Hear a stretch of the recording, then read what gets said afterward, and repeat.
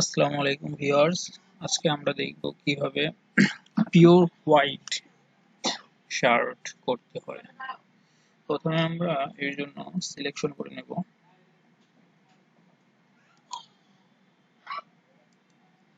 আমরা যে কোনো কিছু দিয়ে সিলেকশন করতে পারি।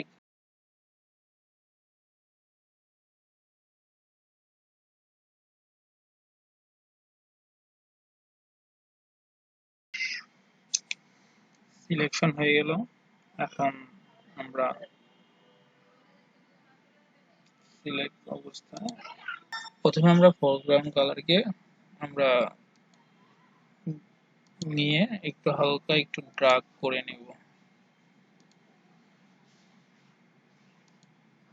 এই হয়ে গেল ড্রাগ। দেন এখন আমরা সলিড কালার অ্যাপ্লাই করব। ওকে, opacity